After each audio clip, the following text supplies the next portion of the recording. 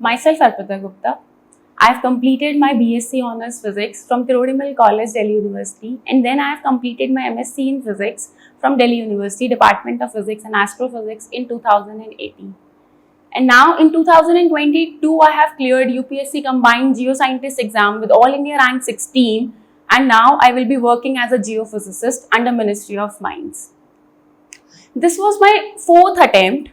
So basically, I want to share my strategy, my journey for all what I have been through all these last 4 to 5 years. I will be going to share with this to you.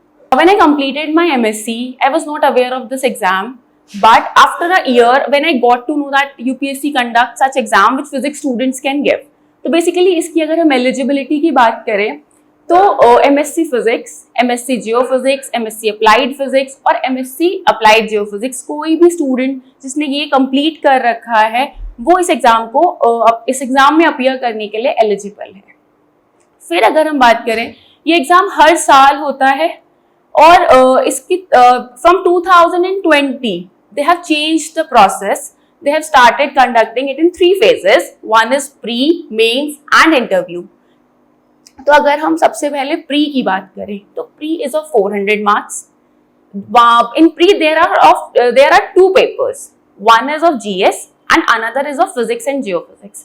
The first paper is of 100 marks and the second paper is of 300 marks. So सबसे पहले तो ये एक myth है कि physics students इसको कर नहीं सकते हैं, बट मेरे अकॉर्डिंग फिजिक्स स्टूडेंट्स इसको बहुत इजीली कर सकते हैं if they are consistent enough.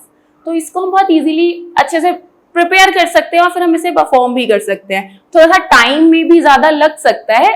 Her student की अपनी एक अलग जर्नी है, अलग स्टोरी है, एक अलग प्रोसेस है क्लियर करने का. I would like to share mine with all of you. तो अगर हम प्री की बात करें तो सबसे पहले जीएस के लिए आप बेसिक सिर्फ एनसीईआरटीज फॉलो कर सकते हैं. 9th और 10th की साइंस की एनसीईआरटीज आर मस्ट. और उसके लिए अगर आपको हिस्ट्री और पॉलिटी और ज्योग्राफी की मैं बात करूं तो आप 6th to 8th की एनसीईआरटीज या फिर पॉलिटी के लिए आप लक्ष्मीकांत को बेसिक स्टैटिक पोर्शन आप वहां से कवर कर सकते हैं. उसके बाद for economics portion you can go for macro economics book. और फिर अगर मैं फिजिक्स और जियोफिजिक्स की बात करूं, जो सेकंड पेपर है that is of 300 marks, that is most important. तो उसके लिए फिजिक्स के लिए आई गो फॉर द जो बेसिक रेफरेंस बुक्स होती हैं. जस्ट लाइक अगर हमें इलेक्ट्रोमैग्नेटिक थ्योरी पढ़ना है तो we will go for Griffiths. अगर मैथमेटिकल मेथड्स पढ़ना है तो we can go for H K. Das. And for the geophysics portion I prefer a book that is fundamental of geophysics by William Lowrie. उसके बाद there is one more topic in pre that is for remote sensing.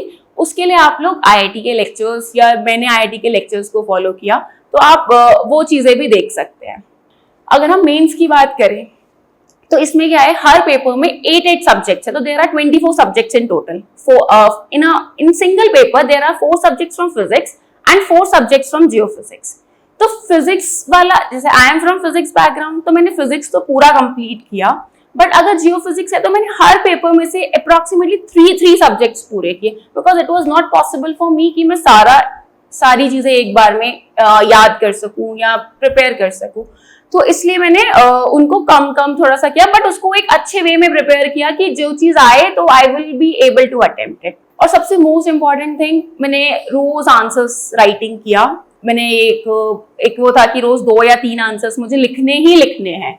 Whatever you know, चाहे वो easy है चाहे वो hard है, मुझे वो हर हाल में अपने आंसर्स लिखने ही लिखने हैं. Then last phase is of your interview, जिसका ड्यूरेशन 30 मिनट्स होता है और जनरली वो आपके डेफ से पूछे जाते हैं उससे questions. And the rest is of for geophysics, या फिर आपसे वो थोड़ा बहुत फिजिक्स के बारे में पूछ सकते हैं. बट जो इंटरव्यू पैनल मेंबर्स होते हैं वो जनरली जियोफिजिक्स प्रोफेसर्स होते हैं, तो वो इसलिए जियोफिजिक्स से ज्यादा पूछते हैं. So this was all about the paper. As it was my 4th attempt, so in 2019 अगर मैंने ये देखा कि पहले मैंने सिर्फ एक बार एग्जाम में देखा कि कैसे एग्जाम होता है या वहाँ क्या प्रोसेस रहता है एग्जाम के आने का, तो मैंने थोड़ी सी तैयारी की.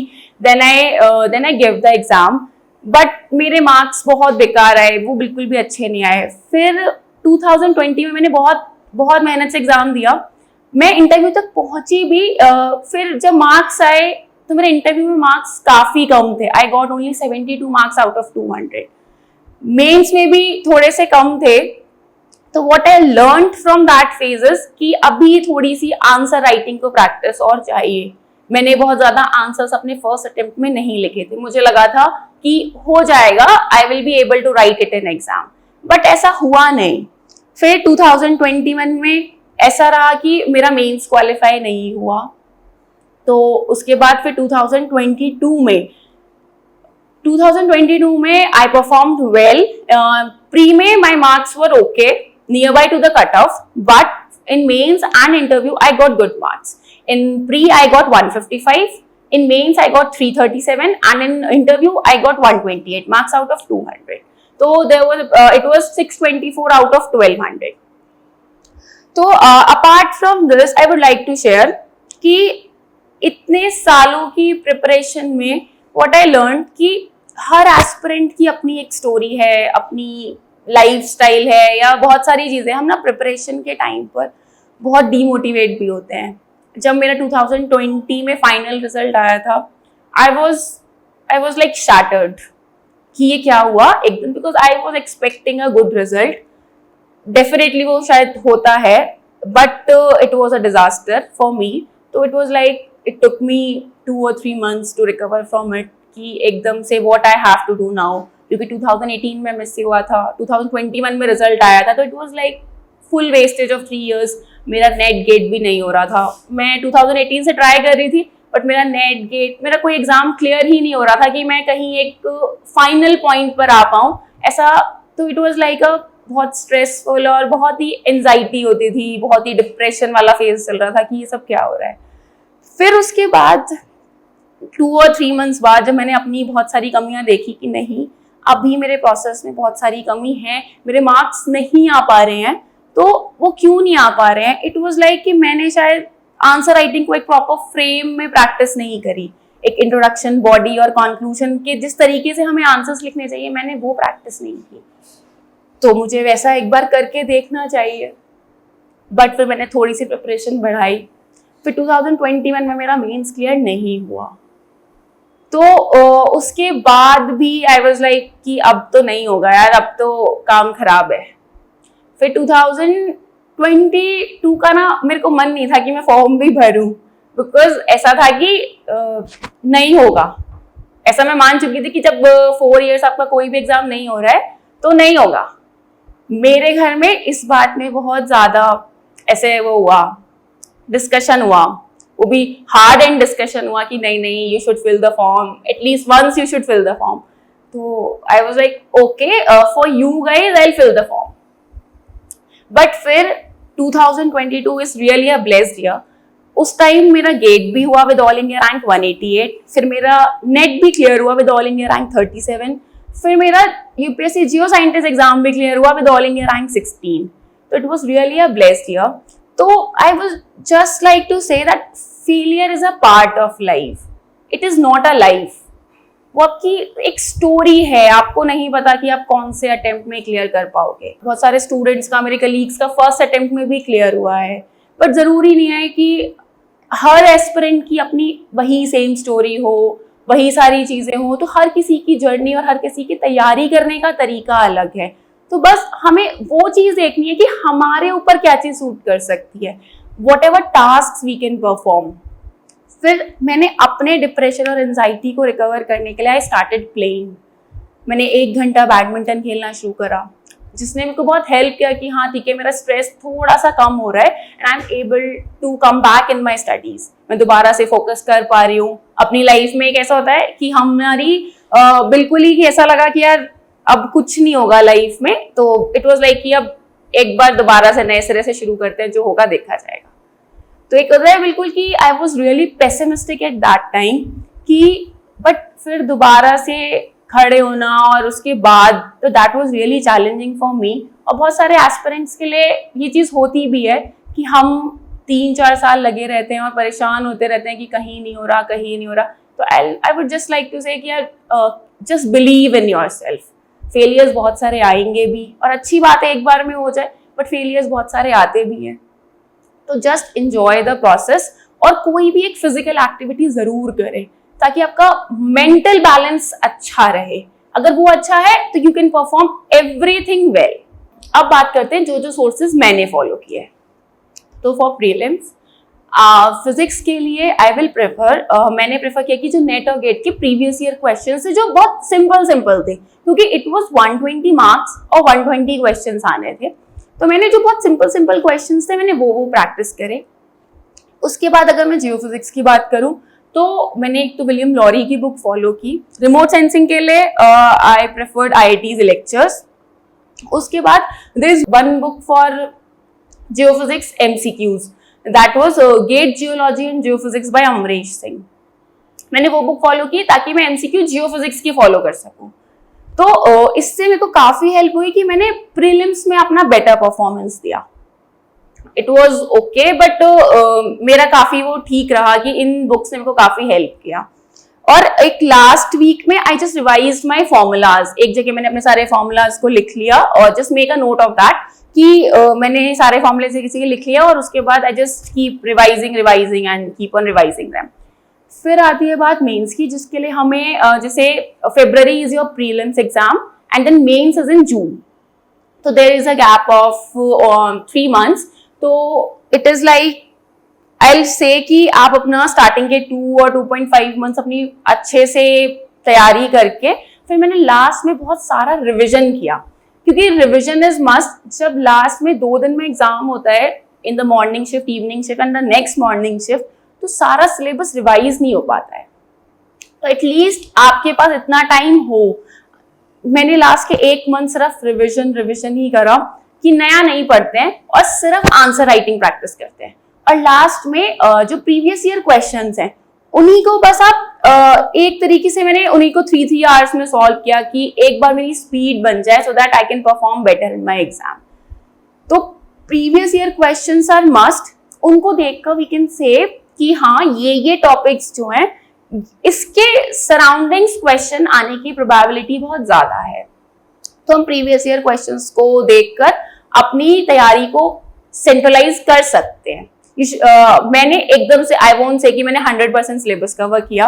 आई से कि मैंने approximately 70 to 80% he syllabus cover किया, और you can say 75% syllabus he cover किया। तो उसमें भी बट ऐसे कि सारे प्रीवियस ईयर क्वेश्चंस के टॉपिक्स ना छूटे। उसके बाद जो चीजें मुझे नहीं मिल रही थी, या बहुत सारा सिलेबस ऐसा होता है कि मेरे को समझ नहीं आ रहा है या कुछ भी है, तो फिर वो चीजें मैंने वो छोड़ दी थी कि बाद में देखते हैं, अगर ये आया होगा तो I will go for it, otherwise I leave it. क्योंकि जो चीज आती है, physics was my strong part, तो मैंने फिजिक्स को तो बहुत अच्छे से प्रिपेयर किया, उसके आंसर्स बहुत अच्छे से लिखे। फिर जियोफिजिक्स की मैंने क्या किया कि William Lowrie is the must book. तो मैंने फिर व्हाट आई डिड, मैंने विलियम लॉरी के जो इंपॉर्टेंट टॉपिक्स थे और जो क्वेश्चंस PYQs में आए थे, मैंने PYQs के ही नोट्स बनाए कि एक बार और उसके रिलेटेड क्वेश्चंस के सराउंडिंग क्वेश्चंस फिर मैंने अपने फॉर्म किए कि हाँ अगर ये चीज पूछी गई है तो मे बी इस टॉपिक से कुछ और ऐसी चीजें पूछी जा सकती हैं, तो I write answers for that. तो जो इंपॉर्टेंट टॉपिक्स है मैंने उनके नोट्स बनाए rather than covering whole of the book, क्योंकि इतना ईजी नहीं हो रहा था, समझ भी नहीं आ रही थी बुक।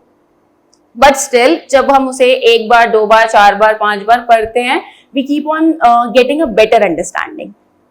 फिर उसके बाद ये तो हो गया approximately I can say 50% of the syllabus can be covered with the help of a book William Lowry for the physics students.